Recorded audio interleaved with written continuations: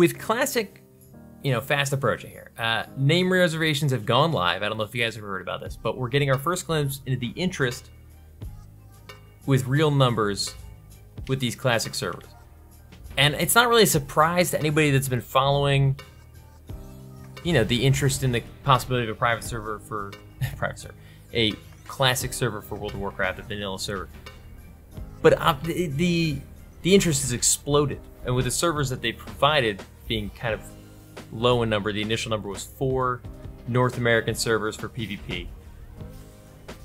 Blizzard was like, you guys got to spread out a little bit. Herod, which is where we currently are planning to go, is so overpopulated. They're talking about queues in the tens of thousands initially. Now, I get it. I get why they're doing this. Let's chat about it for just a second, because it's not like the most easy solution, but they're at least acknowledging now that there might be some imbalance. People were saying, I don't know if they're going to be ready. I don't know if there's enough servers. They've enhanced the servers to behave a little bit differently than they used to, so they can handle a higher number of players concurrently. They're using some layering techniques initially, so in theory, the overpopulation won't hit a new server as much as it does, say, a Classic vanilla experience. If that makes any sense. And they've acknowledged that there's some imbalance, and they've launched a new PvP server called, I think it's Stalagg, and then they announced 2 more today. I forget what those even are.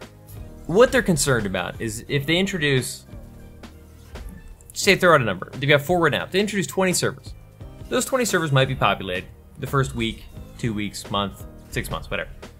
But inevitably, the initial interest would not match the long-term interest, and population would fall off, and some of those servers would sort of start to just like wither. As the population dies, the experience gets just poorer in general, and more and more people then fall off of those servers, and it's just like a chain of events. So, they can conversely, maybe they're planning for the initial fall off better than we realize. We're all assuming there's going to be a larger long-term interest, and they're saying like, I don't think you guys are right, and maybe they're right. Maybe the fall off will be greater than most people are saying. But it's just a careful balance. How do you let all the players in that want to play at any given moment while retaining a healthy and stable population over the long term? And that's like a difficult question for any MMO. WoW Classic is a very unique situation because it has an incredibly high interest as one of the biggest MMOs of all time. Probably the biggest MMO of all time. That was a dumb way to say that. But it's also this strange Classic version of the game that may not retain all the initial interest. It's just like it's a crazy concept. So layering, we briefly mentioned before, is that temporary solution to have players shift to various instances of zones or areas. It's kind of a modern solution used in more modern MMOs, but it does kind of go against what players are asking for in that truly one-to-one experience, that one cohesive world that we're expecting, because by its very nature, layering is breaking up the world. You may not be in the same place as somebody else while being in the same zone. You might not see them in the world, you might not be competing against them for resources or be able to help them. Now, if you're trying to help them, there are ways that you can kind of skip around till you get with your friends. That's not really the big concern here, but it could even affect things like the economy. Say you're hunting like lizard skins,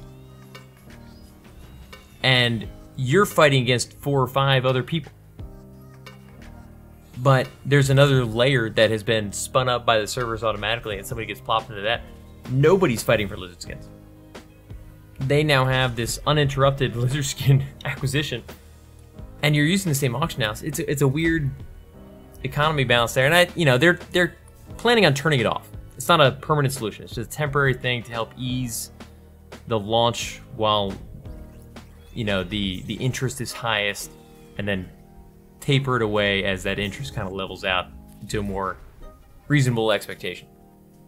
Nobody's really sure exactly how long they're going to leave it in. It depends on the situation and like how things are going.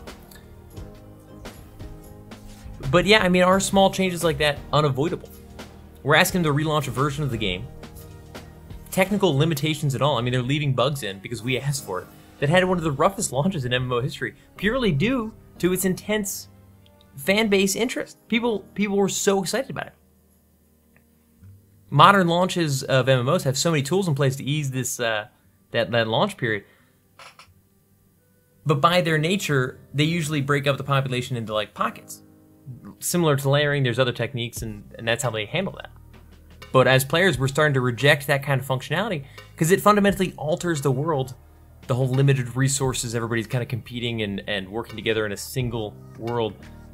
If I go down the street and go to the store, and somebody's in an alternate reality version of that store, it's weird. It's not what we want. We want a one true world. It's just kind of bizarre. It's an interesting concept.